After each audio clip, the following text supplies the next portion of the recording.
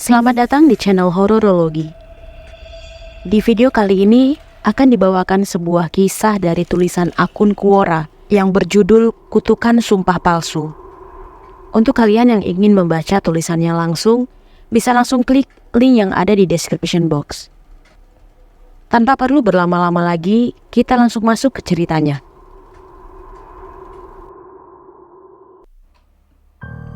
Setelah itu bapak pergi menemui paman ganda dan langsung membicarakan tanah itu. Saat itu paman ganda bilang, tanah itu hanya dipinjam, bukan dijual. Aku tidak menerima apapun darinya. Lagian tanah kau kan luas. Apa salahnya kau ambil sedikit terus kupinjamkan ke mereka? Kau tidak akan rugi kalaupun tanah itu aku kelola sendiri. Tapi bapak tidak mau tahu apapun alasannya.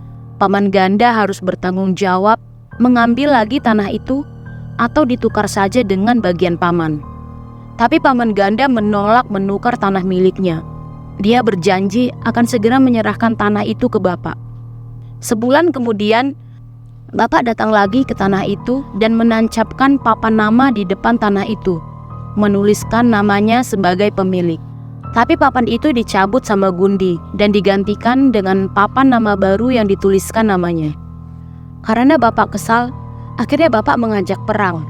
Tapi anehnya, paman ganda justru membela Gundi dan menantang balik bapak. Paman ganda dijanjikan akan mendapatkan bagian dari hasil tanah itu nantinya jika Gundi dibebaskan mengelola tanah itu. Paman ganda pun setuju dan memasang badan untuk melawan bapak. Akhirnya bapak menantang sabung ayam tapi dengan adanya ritual, bukan sekadar sabung ayam seperti layaknya judi. Tapi tantangan itu ditolak paman ganda maupun Gundi. Gundi yang sama sekali tidak peduli tentang siapa pemilik tanah itu, langsung mengelola tanah itu dengan menanam karet seluas tanah yang ada, sampai ke tanah paman ganda juga. Akhirnya paman ganda balik menyerang Gundi. Kurang ajar kau Gundi, tidak tahu berterima kasih dan tidak tahu diri. Cabut semua bibit ini atau ku bakar semuanya, termasuk gubuk jelek kau itu. Ganda, kau benar-benar bodoh. Tidak mungkin aku menyia-nyiakan tanah seluas ini. Kau belum tahu siapa aku, balas Gundi kepada paman ganda. Setelah kejadian itu, tiba-tiba musibah datang meneror kampung kami. Beberapa warga yang tanahnya juga diambil Gundi tiba-tiba sakit. Seluruh badan mereka membengkak dan membiru. Dari mulut mereka keluar buih seperti keracunan. Kemudian mereka kejang-kejang dan akhirnya meninggal. Ada korban yang sempat cerita sebelum meninggal. Katanya ketika perutnya terasa sakit, seperti ada ular yang berjalan di dalam perutnya. Keluarga yang ditinggalkan pun langsung menyebarkan berita bahwa Gundi menyimpan racun dan meracuni suaminya setelah mereka ribut soal tanah.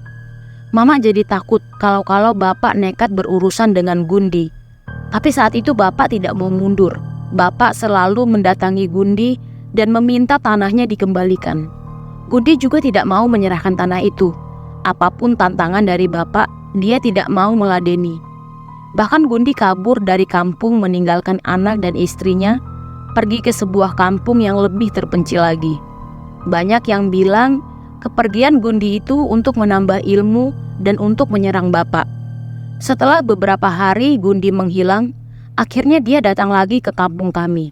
Dia berjalan dengan santai melewati depan rumah kami. Melihat keganasan Gundi dan melihat tetangga mereka ada yang meninggal dengan sadis setelah ribut dengan Gundi, beberapa warga jadi takut berurusan dengan dia. Mereka diam saja kalau Gundi tiba-tiba mengambil alih tanah mereka. Tidak sampai setahun Gundi tinggal di sana, Gundi sudah dapat tanah beberapa titik. Kemudian dengan lancang, dia mau mengambil alih rumah seorang warga di kampung kami. Sebut saja namanya Paman Gama. Hal itu tentu saja membuat Paman Gama selaku pemilik rumah sangat marah.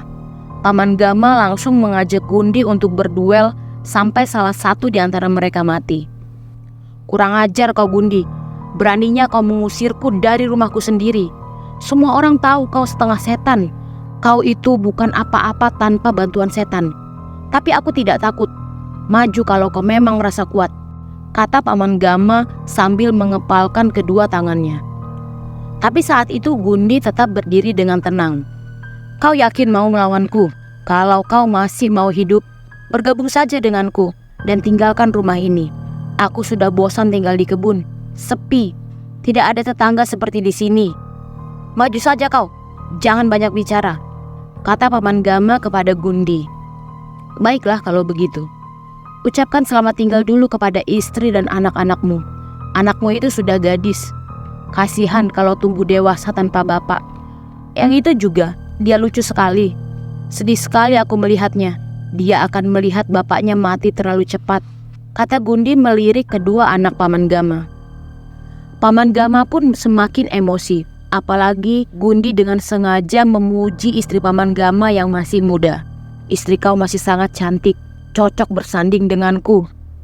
Kemudian Gundi pun pergi dari situ dan kembali ke markasnya di kebun karet. 2 minggu kemudian, Paman Gama tiba-tiba tidak bisa berjalan dan terus-menerus muntah darah setiap kali selesai makan ataupun minum, sampai tubuhnya kurus kering. Beberapa hari kemudian, kondisi Paman Gama semakin parah. Perutnya kembung seperti orang hamil dan seluruh tubuhnya menjadi biru. Dan sebulan kemudian, Paman Gama pun meninggal dunia. 2 bulan setelah kejadian itu, Gundi datang lagi ke rumah Paman Gama dan meminta izin ke ibu kandung Paman Gama untuk tinggal di rumah mereka. Mungkin karena takut, ibu dari Paman Gama pun langsung mengizinkan. Sedangkan istri dan kedua anak Paman Gama sementara tinggal di rumah ibu Paman Gama. Sekarang, istri Paman Gama sudah menikah lagi dan tinggal di rumah baru mereka. Sedangkan Gundi masih tinggal di rumah mendiang Paman Gama hingga saat ini. Karena banyaknya korban berjatuhan satu persatu, dan semua korban itu adalah orang-orang yang sebelumnya berani menantang Gundi, akhirnya Paman Ganda terpaksa melepaskan tanahnya untuk Gundi menanam karet dan masih ada hingga saat ini. Tapi entah bagaimana Gundi bisa dengan mudah memanipulasi dan mengendalikan Paman Ganda sebagai robot penyerang dan pertahanan selama bertahun-tahun, hingga akhirnya mereka berdua kompak melawan bapak. Pada suatu hari, Bang Limin yang tadinya hanya diam saja, akhirnya ikut angkat bicara. Katanya, sewaktu dia datang ke rumah kami dan meminjam kapak bapak, ketika dia membersihkan dedaunan, dia melihat ada kain dan bungkusan kecil yang ditanam di dalam tanah, tapi tidak ditimbun, hanya ditutupi dengan dedaunan. Dia lalu mengambil benda itu dan dilempar ke api bakaran sampah. Katanya dia tidak ada kecurigaan saat itu. Dia pikir saat itu mungkin itu adalah mainan dari kami yang sengaja kami taruh di situ. 2 hari kemudian, sejak pulang dari rumah kami, Bang Limin belum ada kemana-mana lagi. Dia hanya di rumah saja. Tapi pada malam harinya, dia tiba-tiba merasakan kakinya sakit. Istrinya pun langsung mengurut kaki Bang Limin. Tapi bukannya membaik, justru malah semakin membengkak. Karena itu Bang Limin bercerita ke istrinya, dan mereka sempat mencurigai bapak. Akhirnya mereka cerita ke tetangga, dan dari situ Gundi langsung angkat bicara, menghasut mereka semua untuk mengusir kami dari kampung. Gundi menugaskan Paman Ganda untuk mewakilinya memimpin warga untuk mendatangi bapak. Dari situlah Paman Ganda dianggap sudah lama bekerja sama dengan Gundi.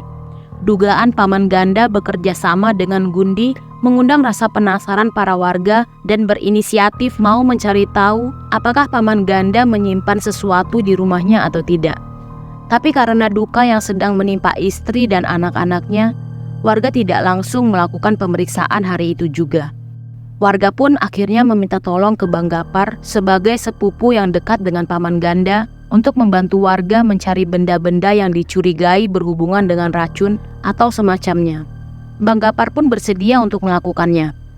Pada hari ketiga setelah kepergian Paman Ganda, Bu Ganda dan anak-anaknya pindah dari rumah itu. Mereka memang mau mengosongkan rumah itu dan tidak mau lagi kembali ke situ. Pada hari ketujuh, Bang Gapar izin ke ibu kandung Paman Ganda untuk membersihkan rumah kosong itu. Saat itu Bang Gapar diizinkan dan Bang Gapar pun langsung masuk ke rumah itu. Dia menyapu-nyapu sebentar, setelah itu dia mulai mencari-cari benda atau barang yang dimaksudkan oleh warga. Benar saja, Bang Gapar menemukan kain yang digantung di atas tempat tidur mendiang Paman. Di dalamnya ada sebuah kain lagi, dan kemudian ada botol kecil yang diikat dengan sehelai kain berwarna merah. Paman Gapar kemudian membuka tutup botol itu. Tapi tiba-tiba Paman Gapar berteriak dan berlari keluar rumah. Beberapa warga termasuk Bang Ganan anaknya lalu menghampiri Paman Gapar dan bertanya, "Kau kenapa Gapar?" "Ada pocong. Tolong aku, ada pocong." "Kau lihat pocong di mana?" "Itu di sana. Lihat saja sendiri. Aku tidak mau masuk ke dalam lagi." Akhirnya warga itulah yang masuk ke dalam rumah. Tapi mereka tidak melihat ada yang aneh, apalagi pocong. Hanya ada botol kecil yang tergeletak di lantai, tapi di dalamnya tidak ada isi apa-apa. Tidak berselang lama, tiba-tiba pintu kamar mendiang paman terbuka dan tertutup sendiri. Kemudian terdengar suara orang yang mengorok dari dalam kamar. Tiba-tiba atap seng rumah Bu Ganda berbunyi seperti diinjak oleh seseorang. Mereka pun mendongak ke atas dan mereka semua melihat Paman Ganda sedang berdiri di atap. Tanpa perlu menunggu lama, mereka pun langsung berlari menjauh dari sana. 7 hari kemudian, tiba-tiba kaki Paman Gapar pun sakit, sampai-sampai kaki kanannya pun membengkak. Tapi saat itu, Paman Gapar masih selamat karena berhasil dibantu oleh Manang di desa. Kejadian itu kemudian diceritakan lagi ke warga dan keluarga mendiang. Akhirnya rumah itu dibongkar dan dibakar atas izin keluarga, termasuk Bu Ganda dan anak-anaknya. Sebulan berlalu, cerita buruk tentang mendiang masih menjadi topik hangat di kampung. Tidak tahan mendengarnya, Bu Ganda pun lalu angkat bicara. "Jangan cuma suamiku saja yang kalian salahkan, tapi salahkan Gundi juga. Dia yang memaksa suamiku untuk bekerja sama. Dia juga sampai mengancam suamiku akan membunuhnya jika suamiku tidak mau menurutinya. Suamiku terpaksa melakukan semua itu. Dia tidak sepenuhnya salah. Gundilah yang seharusnya bertanggung jawab atas kematian suamiku. Gundi juga yang meminta suamiku menahan bungkusan di rumah Bapak K. Gundi mau membunuh Bapak K lewat tangan suamiku. Aku bersumpah Gundi akan merasakan kehilangan orang yang paling dia sayangi menyusul kepergian suamiku." Mendengar hal itu, warga sepakat mengusir Gundi dari kampung ini. Bila perlu, mereka akan membakar Gundi hidup-hidup. Tapi sebelum warga mendatanginya, Gundi sudah kabur ke kampung lain yang jauh dari kampung kami. Tapi dia tidak membawa istri dan anak-anaknya. Hingga suatu hari, Gundi pun kembali lagi ke kampung kami karena mendapat kabar duka dari istri dan anak-anaknya yang masih bertahan di kampung kami. Anak bungsu Gundi meninggal karena jatuh dari pohon rambai yang ditanam oleh mendiang Paman Ganda di belakang rumahnya. Kondisi mayatnya sangat mengerikan. Kepalanya bocor karena jatuh dari cabang pohon yang tertinggi lalu terhempas ke tanah dan menghantam tunggul runcing di bawah pohon. Tunggul runcing itu menusuk kepala bagian depan hingga tembus ke belakang. Ketika Gundi datang, tubuh anak bungsunya masih berlumuran darah di pangkuan istrinya. Entah di mana posisinya saat itu, sehingga ia bisa datang secepat itu. Gundi saat itu langsung terduduk lemas. Tapi setelah itu, tiba-tiba dia mengamuk, mengambil parang, berlari ke pohon rambai, menebas tunggal runcing itu berkali-kali sampai ke akar-akarnya. Kemudian Gundi menyalakan api di bawah pohon rambai itu, membakar dedaunan dan melemparkan potongan-potongan tunggul tadi ke api yang masih menyala. Setelah itu dia kembali ke rumah, lalu dia menggendong anaknya sambil menangis. "Bangun nak, ini bapak, bangun," katanya sambil mengguncangkan tubuh anak bungsunya. Mereka kemudian meminjam jonder yang biasa dipakai untuk mengangkut buah sawit untuk membawa anak bungsunya ke rumah sakit di kota. "Percuma pak, dia sudah meninggalkan kita," kata istri Gundi. Tapi Gundi yakin saat itu anaknya masih bisa hidup. "Bertahan nak, bapak bawa kau ke rumah sakit. Sabar ya nak, sabar." Gundi tidak peduli dengan teriakan istri dan anak-anaknya. Dia tetap naik bak jonder sambil menggendong tubuh anaknya itu. Tapi supir jonder saat itu membawa mereka ke puskesmas karena dia yakin anak itu sudah meninggal. Gundi mengamuk dan hampir mencincang kepala supir itu ketika mereka parkir di depan puskesmas. "Buta mata kau, ini puskesmas. Aku mau bawa anakku ke rumah sakit yang lebih besar, bukan ke sini. Apa kau mau kumatikan juga?"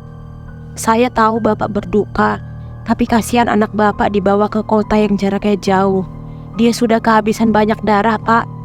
Gundi sampai dipasung warga setempat supaya bisa tenang. Akhirnya mereka dibawa lagi ke rumah untuk proses selanjutnya sampai proses pemakaman selesai. Tapi tidak ada doa untuk anaknya, karena Gundi menolak ada doa ataupun semacamnya. Warga juga tidak mau menjelaskan bahwa doa itu penting dan harus dilakukan untuk mengantarkan kepulangan anaknya. Karena Gundi tidak percaya dengan Tuhan. Tuhan tidak bisa ngasih kekayaan, kata si Gundi. Bu Ganda tidak menampakkan diri sampai pada hari di mana anak bungsu Gundi dimakamkan. Tidak lama setelah itu, belum genap sebulan anak bungsu Gundi meninggal dunia. Bu Ganda juga menyusul. Tidak tahu apa yang terjadi.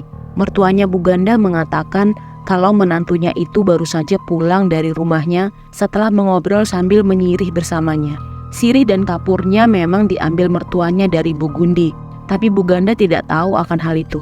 Mertuanya juga tidak ada maksud jahat ke Bu Ganda. Hanya karena sirih dan kapurnya habis, dia minta ke Bu Gundi, terus dikasih ke Bu Ganda.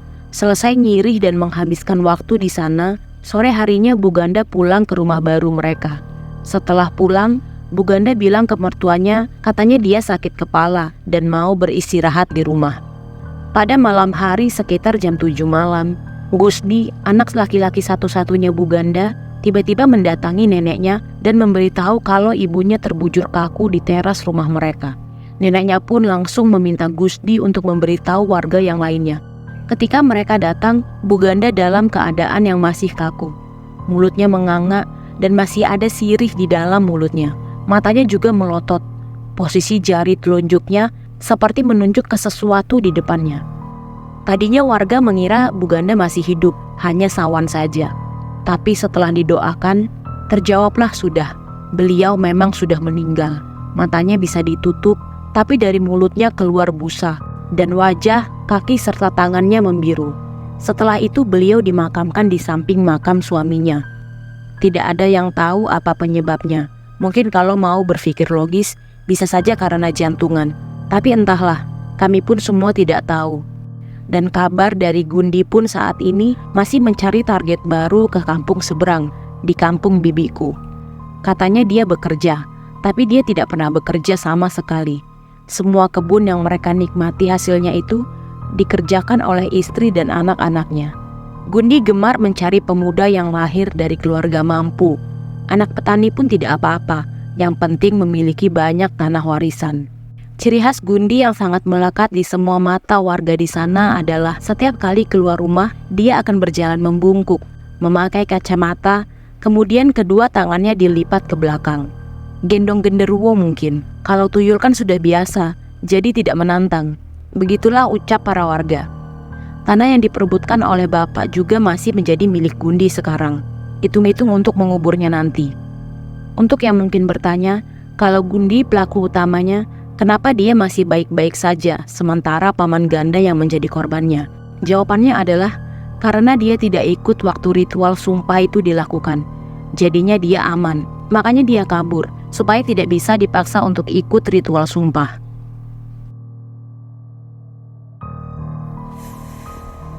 Terima kasih sudah mendengarkan kisah kali ini sampai di akhir video. Nantikan kelanjutan kisah ini di part selanjutnya. Sampai jumpa.